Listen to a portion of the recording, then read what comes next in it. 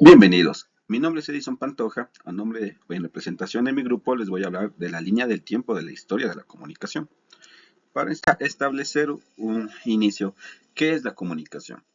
Eh, Sabemos que es un proceso de transmisión de información entre un emisor y un receptor que ha sido sumamente esencial en el desarrollo humano desde tiempos prehistóricos, adaptándonos y evolucionándonos con el avance de la tecnología, hasta la tecnología que la conocemos a los tiempos de hoy. Para iniciar nuestra línea de tiempo, pues empezamos en la comunicación prehistórica, que nos data de 3000 años antes de Cristo. Los medios de comunicación o las formas de comunicación era pintura rupestre como medio de expresión, obviamente, como podemos ver en el ejemplo. El uso de señales de humo y sonidos con tambores. Ciertos sonidos pues tenían cierto significado para cierto grupo o tribus o personas de la prehistoria.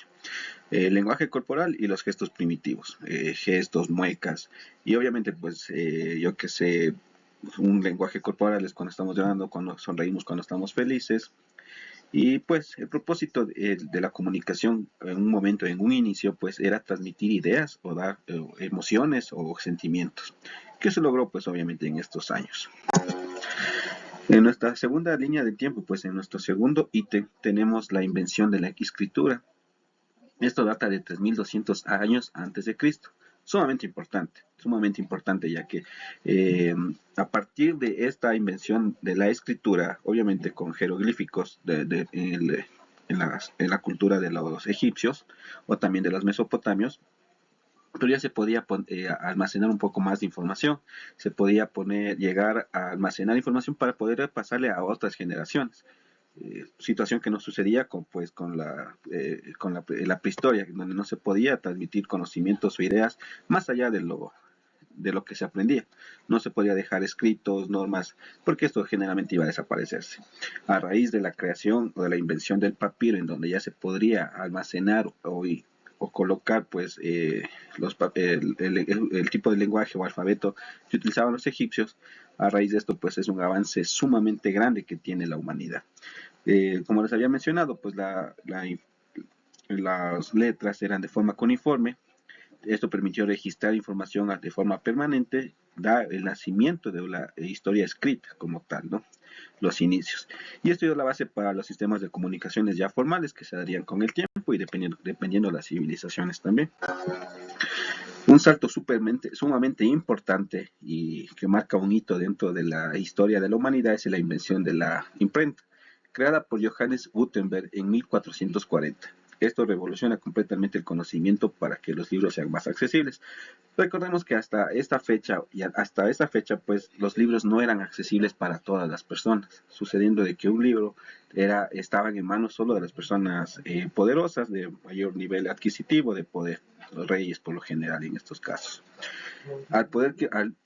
Un libro, al poder ser duplicado, copiado en una imprenta, sucedía que ya podía poder ser accesible para más personas. Claro, aún faltaba mucho más, porque a pesar de que la imprenta fue un invento bastante importante, no es que todos tenían acceso, pero sí un mejor número, ya no solo los ricos y poderosos, sino muchas personas más.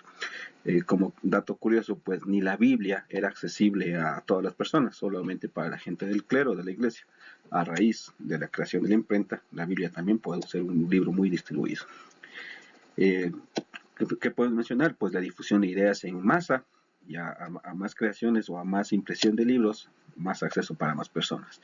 Esto era el inicio del cambio cultural europeo, nos da como una etapa para el renacimiento. Dentro de nuestra cuarta etapa tenemos el telégrafo y el teléfono, que esto se da más o menos en el siglo XIX. El invento fue creado por Samuel Morse y que inventa el telégrafo eléctrico. Y en 1876 Alexander Graham Bell inventa el teléfono. Es la primera vez que se transmite un mensaje de voz a larga distancia, porque obviamente, claro, pues se podía enviar anteriormente esto, cartas, pero no había una comunicación bidireccional.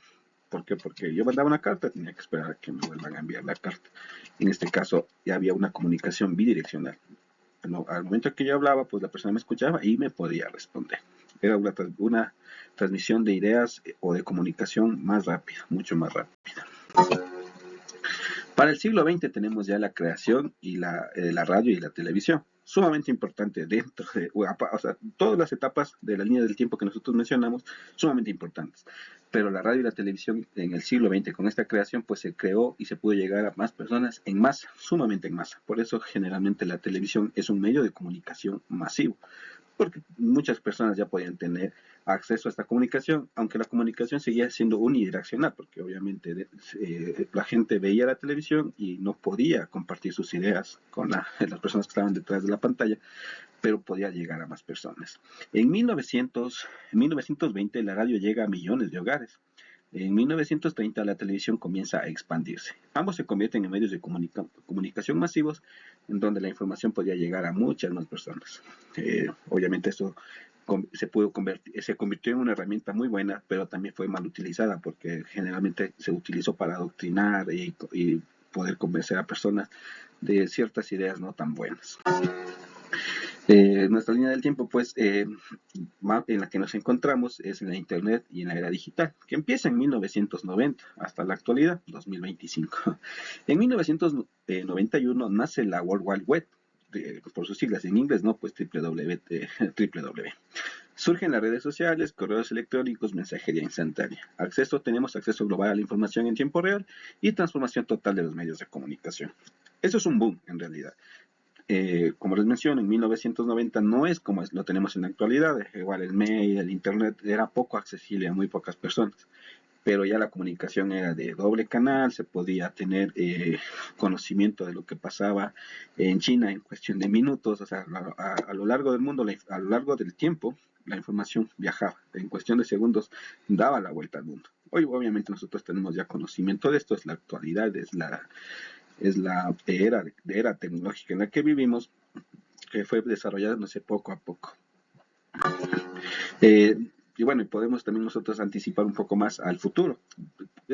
Ciertas de estas cosas nosotros ya tenemos dentro de nuestra propia realidad, pero obviamente puede irse mejorando, como es la realidad aumentada y virtual, inteligencia artificial con interacción humana, más humana que robot, ¿no? Y interfase cerebro-computadora y mayor inmediatez entre la integración tecnológica.